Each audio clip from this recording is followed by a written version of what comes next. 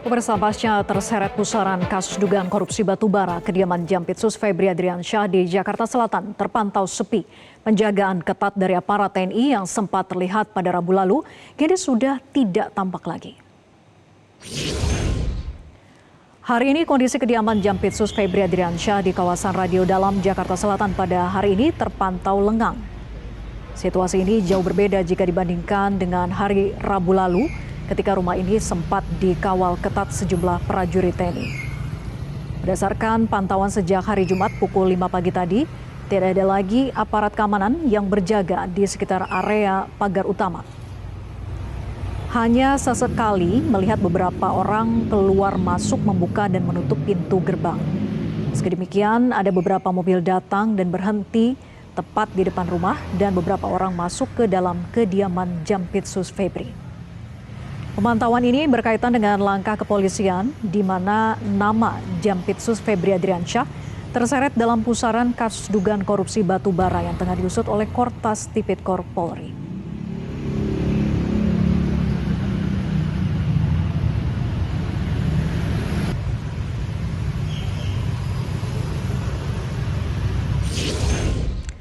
Kita lanjutkan perbincangan saya ke Pak Ito. Pak Ito, kalau begitu, apakah saat ini kondisinya Polri itu sudah memintai keterangan pemilik rumah atau TKP di mana barang bukti itu berhasil disita oleh Polri? Ya, kalau menurut saya mungkin saat ini belum ya Mbak ya.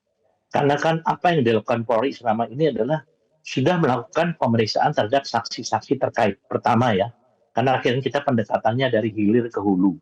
Kemudian yang kedua adalah penetapan status barang bukti yang telah disita dari rumah tersebut ya.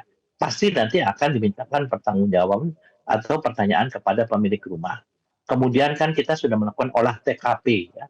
Sehingga dalam masalah kasus atau barang bukti yang sesuai dengan yang ditetapkan oleh KUHAP tentunya telah diperoleh beberapa saksi atau beberapa barang bukti, yaitu yang kemudian ini saat ini sedang dikembangkan ya. Kalau tadi disampaikan auditor, kan ini menyangkut tata kelola batubara, sudah pasti Polri sudah melakukan permintaan keterangan saksi ahli dari auditor. Kemudian uji forensik daripada hasil olah TKP ya, dari penggeledahan dan penyitaan. Dan ini kan sudah dua alat bukti yang cukup, yang tentunya nanti akan diikuti dengan satu penetapan tersangka yang dapat sesuai dengan Kitab Undang-Undang Hukum Acara Pidana ini sudah bisa ditetapkan sebagai tersangka dengan tetap mengedepankan azas praduga tak bersalah. Jadi saya kira ini yang wajar Mbak ya, karena memang lokasinya itu adalah tempatnya penggeledahan dan penyitaan, itu otomatis akan menjadi TKP. Kemudian yang kedua, akan diminta keterangan-keterangan dan mungkin rekaman-rekaman yang ada di sana ya, dengan akan dilakukan uji forensik yang dilakukan oleh teman-teman di kepolisian dalam uji atau dalam olah TKP. Saya kira mungkin ini yang harus dilakukan sebelum kita bisa menetapkan seseorang itu menjadi seorang tersangka. Ya, karena tadi ya akan ada konsekuensi hukum apabila orang ditetapkan sebagai tersangka, dia bisa melakukan pra-peradilan yang akan menentukan kelanjutan daripada penanganan kasus ini. Demikian Mbak Fer. Baik, saya ke Pak Puji. Pak Puji, lazim nggak sih Pak di rumah pribadi jaksa ada uang 282,4 miliar dan juga emas 74 kg?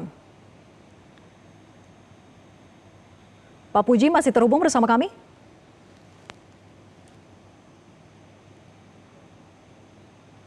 Baik, nampaknya masih terjadi gangguan komunikasi dengan Pak Puji. Saya kembali ke Pak Ito. Jadi Pak Ito, bantu kami untuk bisa memahami Pak, pernyataan yang disampaikan ini kan tidak menampik, tapi juga tidak mengiyakan secara gamblang gitu ya. Yang disampaikan adalah ada kegiatannya, ada orang yang nerima kegiatan yang bisa ditanya, ada pemiliknya. Itu maksudnya mengarah pada siapa dan kegiatan apa ya Pak? Ya, pertama adalah dari kewajaran. Tadi Mbak Vera sudah mengatakan ya, apakah wajar dengan sekian besar barang-barang yang disita dari rumah sana. Kemudian yang kedua kan, bagaimana kita menjelaskan ya sebagai pemilik rumah, tadi disampaikan untuk apa saja, dari mana saja, dan dengan siapa saja yang tentunya akan menjadi satu sasaran ya penyelidikan oleh Polri, yaitu dengan melakukan pemeriksaan terhadap saksi-saksi. Tapi kan tidak begitu saja ya, tentunya kita juga kan di dalam KUHP juga diberikan kewenangan bagi seseorang itu untuk menyangkal ya apabila ada sesuatu yang mungkin oleh yang bersangkutan dianggap tidak benar ya atau mungkin yang bersangkutan mengatakan itu adalah sesuatu hal yang wajar. Tapi kan kita harus membuktikan dulu, Mbak. Ini kan ada kaitannya dari satu pemeriksaan yang proses penyelidikan yang lama, pengumpulan barang-barang bukti sampai dengan menentukan satu keputusan bahwa kita harus melakukan penggeledahan dan penyitaan. Nah, baik di beberapa tempat yang kalau tidak salah ada 13 tempat ya. Nah, inilah nanti tempat-tempat ini menjadi TKP ya, menjadi TKP daripada penanganan kasus ini. Sekali lagi Mbak Vera ya bahwa dari segi kewajaran saya kira kita serahkan kepada pihak yang akan menyampaikan keterangan bahwa sekian banyak ya properti yang ada di sana baik dalam bentuk emas ataupun uang itu dari mana saja, kemudian apakah memang ada kegiatan ya yang dilakukan di rumah tersebut sehingga harus disimpan di rumah, itu pun tentunya harus dibuktikan melalui satu pemeriksaan saksi-saksi yang nanti akan diperiksa oleh pihak kepolisian. Ya saya kira mungkin kita tetap kembali harus mengedepankan azas praduga tak bersalah ya. Baik. Jadi sehingga tidak berspekulasi di media sehingga menimbulkan opini yang dapat mencemarkan nama baik seseorang. Demikian Mbak. Baik, saya kembali mencoba hubungi Pak Puji. Pak Puji sudah terhubung bersama kami kembali.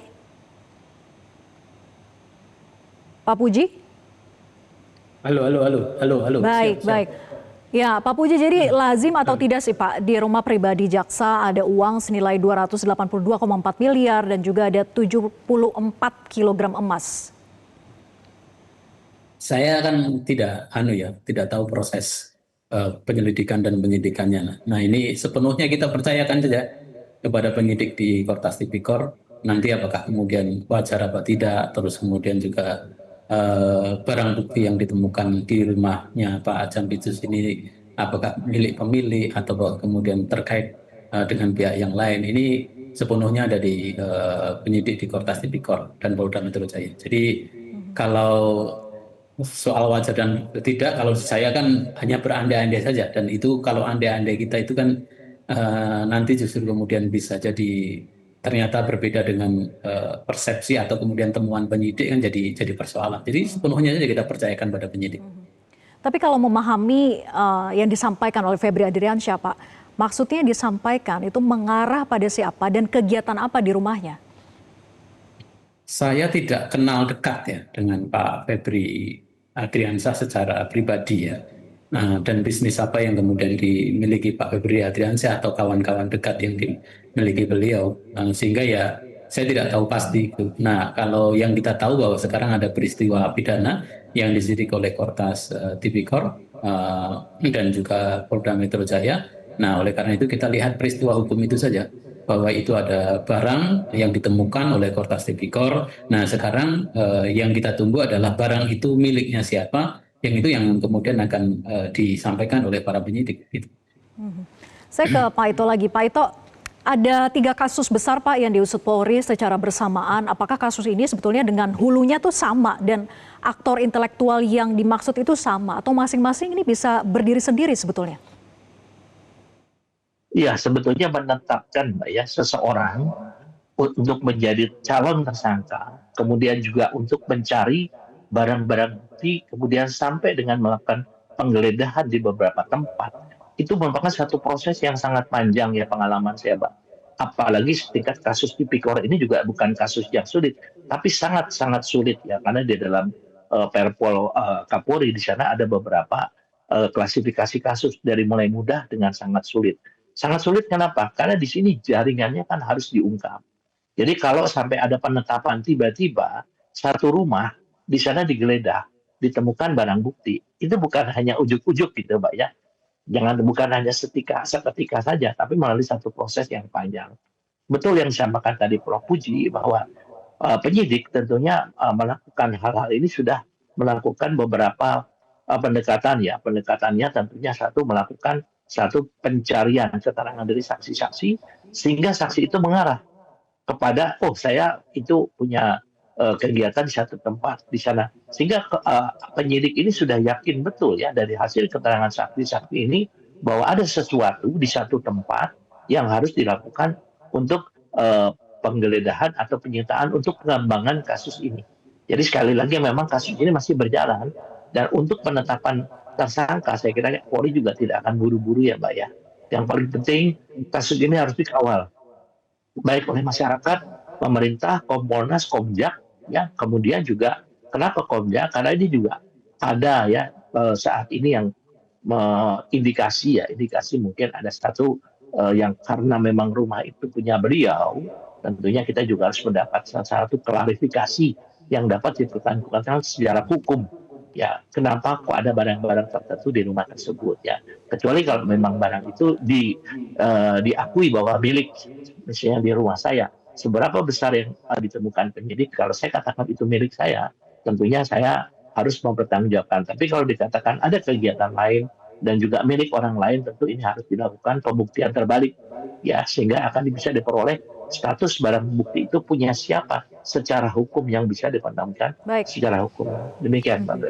Baik, saya ke Pak Puji lagi. Pak Puji, apakah bisa menjamin Pak ketika tersangka nanti diumumkan, lalu proses penyidikan itu berjalan, ke depan akan baik-baik saja sampai dengan tahap penuntutan, dan Kejaksaan akan totalkah mendukung proses hukum ini, Pak? Ya, sesuai dengan yang tadi disampaikan oleh Pak Presiden ya, Pak Presiden minta bahwa untuk mengungkap kasus-kasus apapun itu memang baik itu yang tadi disampaikan juga Pak itu ada yang namanya Integrated Criminal Justice System. Aparat penegak hukum itu satu kesatuan, sehingga yang dipentingkan sekarang adalah selain masing-masing pihak untuk menahan diri dari komentar-komentar yang tidak perlu, ya, fokus pada proses penegakan hukum. Terus yang kedua juga membangun, dan saya pikir hubungan ketiganya juga dalam konteks khususnya kedua institusi ini ya, Kejaksaan Agung dan Kepolisian, ini sangat baik sekali, sehingga memang kasus ini pasti juga akan diungkap.